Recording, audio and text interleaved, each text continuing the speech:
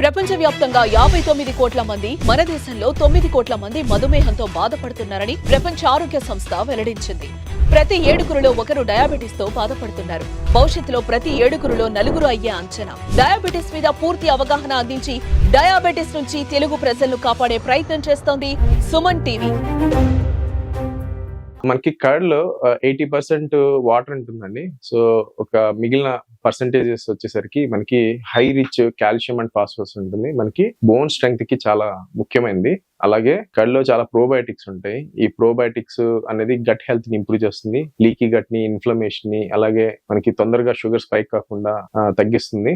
అలాగే దీంట్లో multivitamins, rare minerals, magnesium ఇలాంటివి చాలా ఉంటాయి. ఇవన్నీ కూడా మన బాడీకి చాలా ఉపయోగకరమైనవి. ఇంపార్టెంట్ గా ఏంటంటే దీంట్లో చాలా ప్రోటీన్ ఉంటుంది, కేసిన్ అనే ప్రోటీన్. సో ఈ ప్రోటీన్ కూడా ఒక కప్ లో almost 10 to 12 grams of casein protein ఉంటుంది. సో ఇంత న్యూట్రిషియస్ ఫుడ్ డయాబెటిక్స్ తినకూడదని అసలు ఎక్కడా లేదు. అండ్ యాక్చువల్ గా తీసుకుంటేనే మనకి ఈ డయాబెటిక్స్ లో ఈ ప్రోటీన్ వాళ్ళకి కావాల్సినంత రావడము, కాల్షియము, ఈ విటమిన్స్, అలాగే వాళ్ళకి ఓవరాల్ గా గట్ హెల్త్ ఇంప్రూవ్ అవుతుంది అండ్ షుగర్ స్పైక్ కాకుండా ఇన్ఫ్లమేషన్ తగ్గడం, ఇలాగా ఎన్నో చాలా బెనిఫిట్స్ ఉన్నాయి. సో అసలు ఇన్ఫాక్ట్ ప్రతిరోజు కనుక మనం కర్డ్ కనుక తింటే మనకి డయాబెటిస్ వచ్చే రిస్క్ కూడా తక్కువ అని రీసెంట్ గా FDA వాళ్ళు మనకి కర్డ్ మీద ఈ షుగర్ రాదు అనే ఒక లేబుల్ కూడా పెట్టుకోవచ్చు అని చెప్తున్నారు. సో వాళ్ళ ప్రకారం ఏంటంటే వారానికి 3 సర్వీస్ అంతకంటే ఎక్కువ తీసుకుంటే ఈ షుగర్ వచ్చే రిస్క్ తగ్గుతుందని చెప్తున్నారు. అసలు కర్డ్ లో గ్లైసమిక్ ఫుడ్ అండి, అంటే 30 to 40 ఉంటుంది. అంటే వెంటనే మనకి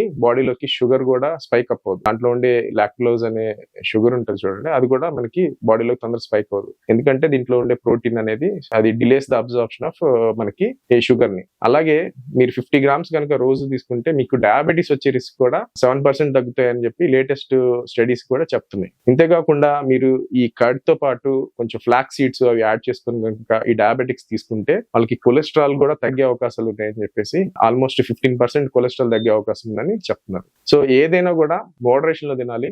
అంటే ఒక 150 to 200 grams అంతకంటే ఎక్కువ తీసుకోకూడదు. అండ్ ఎస్పెషల్లీ లాక్టోజ్ ఇంటాలరెన్స్ ఉన్న వాళ్ళు ఈ కర్డ్ ని అవాయిడ్ చేసుకోండి. అండ్ ఎస్పెషల్లీ షుగర్ అన్కంట్రోల్ లో ఉండి లేకపోతే డయాబెటిక్ గ్యాస్ట్రోపారసిస్ అనే ప్రాబ్లమ్ తో బాధపడుతున్న వాళ్ళు తప్పితే మిగిలిన వాళ్ళందరూ కూడా ఎలాంటి రెస్ట్రిక్షన్ లేకుండా, అది కూడా మోడరేషన్ లో 1 or 2 cups పర్ డే తీసుకోండి. అండ్ వారానికి అట్లీస్ట్ మీరు 3 cups కనుక తీసుకుంటే ఒకటి షుగర్ రాకుండా చేస్తుంది, అంటే డయాబెటీస్ రిస్క్ రాకుండా తగ్గిస్తుంది. అలాగే షుగర్ ఉన్న వాళ్ళు తీసుకుంటే it is very nutritious, protein గానీ, కాల్షియం గానీ, అలాగే షుగర్ కూడా మనకి HbA1c కూడా తగ్గుతుంది అని చెప్పేసి స్టడీస్ చెప్తుంది. మీరు రోజు కనుక 50 grams అంతకంటే 100 grams అలా తీసుకుంటే మీకు HbA1c విత్ ఇన్ 3 months లో 0.5% తగ్గే అవకాశాలు ఉన్నాయని మనకి చాలా రీసెర్చ్ అండ్ లేటెస్ట్ ఎవిడెన్స్ అనేది చెప్తా ఉంది. So very safe to consume curd. Only cautious ఏంటంటే డయాబెటిక్ గ్యాస్ట్రోపారసిస్, ఇంకొకటి లాక్టోజ్ ఇంటాలరెన్స్ ఉన్న వాళ్ళు, ఈ ఇద్దరు తప్పితే మిగిలిన వాళ్ళందరూ హ్యాపీగా తీసుకోవచ్చు. ఎలాంటి కర్డ్ తీసుకోవాలంటే నార్మల్ గా హోమ్, అంటే మన ఇంట్లో పాలు తోడు పెట్టుకొని ఓవర్ నైట్ అలాంటి కర్డ్ అనేది మంచిదండి. సో బయట మనకి దొరికే కర్డ్ ఒకసారి దాన్ని క్షుణ్ణంగా చూడండి, దాంట్లో ఎక్స్ట్రా యాడెడ్ షుగర్స్ ఏమైనా ఉన్నాయని. అలాంటి ఎక్స్ట్రా యాడెడ్ షుగర్స్ కానీ ఫ్లేవర్డ్ కర్డ్ కానీ మంచిది కాదు. అండ్ రెండోది, చాలా వరకు బయట మన దొరికే కర్డ్స్ వీటిలో లైవ్ బ్యాక్టీరియా ఉందా లేదో చూసుకోండి. లైవ్ బ్యాక్టీరియా లేదు అంటే మనకి ఆ కర్డ్ తినడం వల్ల పెద్ద గట్ కానీ మనకి ఓవరాల్ గా హెల్త్ కానీ పెద్ద బెనిఫిట్ ఉండదు. సో నెక్స్ట్ టైం మీరు కర్డ్ బయట తినేటప్పుడు ఇలాంటి చిన్న లేబుల్స్ చదువుకొని తీసుకోండి. సో డయాబెటిక్స్ కి కర్డ్ తినడం వల్ల చాలా హెల్త్ బెనిఫిట్స్ ఉన్నాయి. సో ప్రోబయోటిక్స్ కి, ప్రీబయోటిక్స్ కి, హార్ట్ కి చాలా సంబంధం ఉందండి. ఈ సంబంధమే గట్ బ్రెయిన్ యాక్సిస్ లాగే gut heart axis.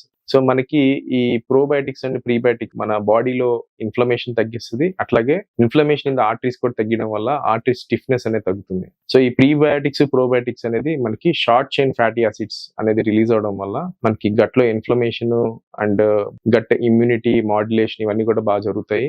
And bad cholesterol తగ్గుతుంది, గుడ్ కొలెస్ట్రాల్ పెరుగుతుంది. ఇట్లాగా సో మెనీ బెనిఫిట్స్ ఉన్నాయి. సో రీసెంట్ స్టడీస్ లో ఏం తెలుస్తుందంటే మనకి ప్రీబయోటిక్స్, ప్రోబయోటిక్స్ తీసుకోవడం వల్ల మనకి ఆల్మోస్ట్ బ్యాడ్ కొలెస్ట్రాల్ ఒక 70 to 20 milligrams per deciliter తగ్గే అవకాశాలు ఉన్నాయని తెలుస్తుంది. ఇది ఎలా జరుగుతుందంటే, సో మనకి ఈ బైల్ యాసిడ్స్ ని బ్రేక్ చేయడం ద్వారా మనకి బాడీలోకి రీఅబ్జార్బ్ కాకుండా చేస్తుంది. తద్వారా ఈ కొలెస్ట్రాల్ అనేది బాడీలో నుంచి ఎక్స్క్రీట్ అయిపోతుంది. సో బ్యాడ్ కొలెస్ట్రాల్ తగ్గిపోతుంది. అలాగే మనకి బ్లడ్ ప్రెషర్ కూడా తగ్గిస్తుంది. అంటే ఆర్టరీలో ఉండే ఇన్ఫ్లమేషన్ ఆ క్రానిక్ ఇన్ఫ్లమేషన్ ని బాడీలో తగ్గడం ద్వారా ఈ ఆర్టరీస్ స్టిఫ్ గా మారకుండా ఉంటుంది. సో డయాస్టోలిక్ బ్లడ్ ప్రెషర్ చాలా వరకు మనకి ఇంప్రూవ్ అవుతుంది. ఆల్మోస్ట్ 2 మిలీగ్రామ్స్ వరకు ఇంప్రూవ్ అవుతుంది అని చెప్పేసి తెలుస్తుంది. సో అలాగే మనకి ప్రీబయాటిక్స్ ప్రోబయాటిక్స్ బాగా తీసుకుంటే హార్ట్ రేట్ కూడా ఒక 3 to 5 beats per minute కూడా తగ్గుతుంది అని చెప్పేసి తెలుస్తుంది. ఇలాగా మనకి బ్లడ్ ప్రెషర్, బ్యాడ్ కొలెస్ట్రాల్, అలాగే హార్ట్ రేట్ తగ్గిస్తుంది. సో అసలు ఈ ప్రీబయాటిక్స్ అంటే మనకి ఈ ఆనియన్స్, వెల్లుల్లి, ఓట్స్ ఇవన్నీ కూడా ప్రీబయాటిక్స్ కింద చెప్పుకుంటాం. Fibre, soluble and insoluble fibre.